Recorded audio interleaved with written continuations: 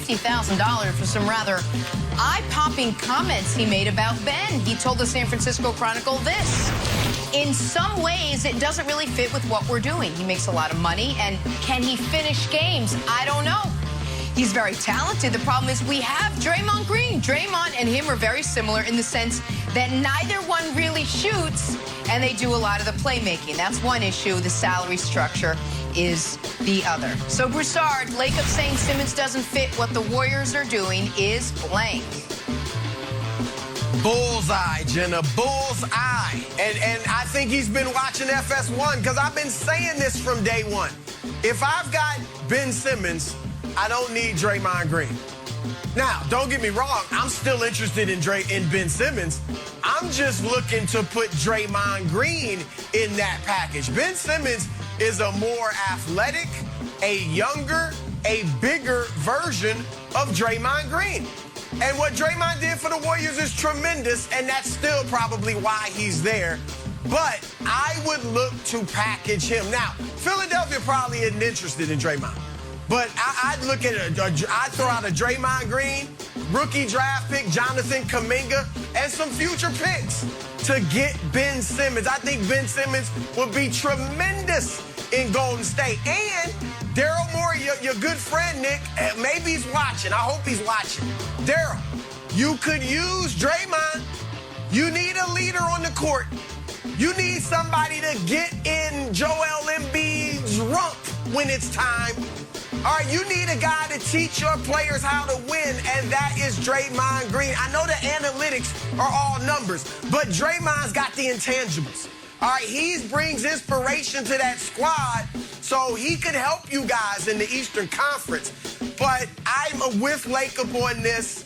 I don't know how you play those two together. It's possible, perhaps. Possible. But two non-shooters on the floor in today's NBA would be tough, Nick.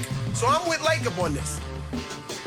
So I'm not with Lacob, and also I'm very, very surprised because Broussard is as great of an NBA analyst as there is in America. I'm surprised he would just have a fact error on this wrong. It's in the CBA. You can't trade clutch clients for each other. It's paragraph 7, subtitle 4. So be careful on that one. So I don't even know if that's allowed to happen. But let's just assume that they weren't able to get past that, rule. I disagree with almost everything you said. So my answer is this is not light years ahead. So first of all, it's an expensive insult. It's like, hey, you want to insult a player on another team and cost yourself 50 grand. That ain't great. Also, low-key included an insult of Draymond in there, where he's like, yeah, can't have 2 non-shooters on the court. Draymond's like, hey, buddy, I did go 6 for 8 in a Game 7 of the NBA Finals from 3. Granted, that was 5 years ago, and since then he has become a terrible shooter. But still, Draymond's not exactly known to be a guy that doesn't forget insults. But the other part of it is, I just disagree on the merits that Ben and Draymond couldn't play together. Think about the Warriors in 15 and 16, Broussard. Sean Livingston was a huge part of that team. He shoots threes as rarely as Ben Simmons. Sean Livingston shot 5 total threes in 5 total postseasons with the Warriors. Shot 24 total in his 5 years with them in the regular season. So that's a touch more than Ben Simmons, but essentially he's never shooting them. Also, those Warriors pre-KD, you'd have Mo Spates or Festus Ezeli or Andrew Bogut on the court, often with Draymond.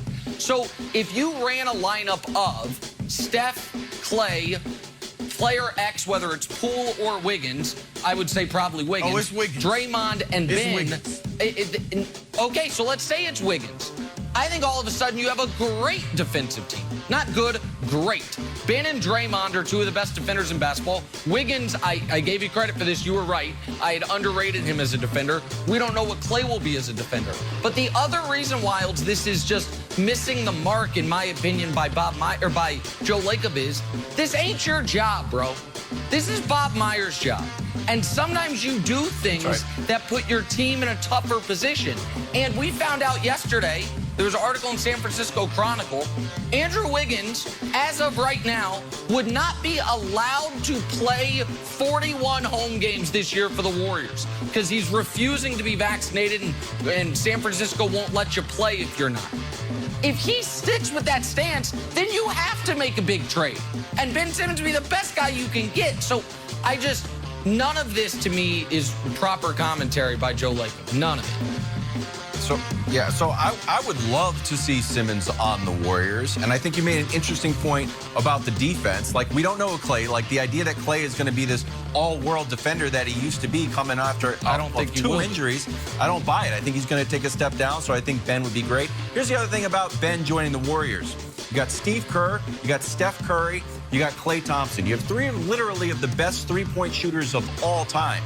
And what I thought was interesting about Lacob saying, hey, he doesn't shoot. Like, look, Ben is not a finished product. And I know that he has had his struggles, obviously, but there is, my answer is Horford inspiration. There is a path here. We look at how Al Horford started his career. The guy literally took no threes, none. First 8 years, he took 65 threes. Then he popped up in 2015. He's like, you know what? I'm going to take some threes. He took 256. In the last 5 years, he's took over 1,000, Broussard.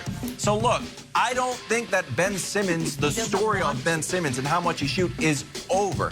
Granted, Horford didn't want to, and he was a better shooter mid-range, and Ben's, still questionable. But it is something you can learn, and being in that Warriors environment would be the perfect place to learn it. Well, look, Wilds, to double your point, Jason Kidd's an even better example. Couldn't shoot a lick when he came into the league. Left as one of the top three-point shooters, at least in production, when he retired. Nick, here, hey, look, I'm not saying it is impossible for Draymond and Ben to play together, because you're right, it might work. But to your examples from 2015, Sean Livingston used to come off the bench, and then Festus Ezeli or Andrew Bogut, they were rim protectors. So they were 7-footers that played at the rim. So there's a little bit of difference. Plus, the NBA, even in those few years, has changed a bit to where sometimes you need more shooting. That's right. It's not impossible. I just don't love it. I'd love it more if Draymond were in the trade and you got back Simmons. Fortunately, well, here's what we do know. It's going to be rocky road ahead for Philadelphia. Dijon Thompson, all no-brainer brand opportunities. So when Taylor Heineke started getting attention in Washington, obviously, a partnership with Heineken was in his future. How could it not be? Hello, Heineken, who better to partner with than Heineke? No one. Easiest marketing campaign since Julius Peppers or Jerry Rice or Chili Davis or Joe Mayo. Tap the glass. Heineke drinking Heineken, except for this, Heineken not interested. Well, guess who pounced when they heard that news? You guessed it, Bud Light, who tweeted immediately ready and waiting when they heard Heineke's disappointment. Next day, they send over a trough of beer. So Heineke posts this with a name like Heineke, only one beer to part with, not Heineken. I'm joining Bud Light. New campaign, we're calling it Heineke Bud Lighteke. Thank you and good night. Money moves, Taylor. Money moves, buddy. I love it. Smart man. It's a smart man. Heineken missed out, Wild. That's good. Good for him. Well, Grandma Wilds was concerned when he saw Lamar Jackson flipping into the end zone. Grandma said, don't get me wrong, I like enthusiasm, but I'm a little bit worried that you might hurt yourself, and there's a rash of injuries in Baltimore. I don't want you to join the list. Well, what did Lamar Jackson say yesterday to reporters? He said, guess what? Old Grandma Wilds was right, and his concern was warranted, because he said after slip, guess what? His hip was hurting. Or he said he would do it again, but overall, his hip was hurting. So here's the deal. I don't mind. I've changed my tune on this.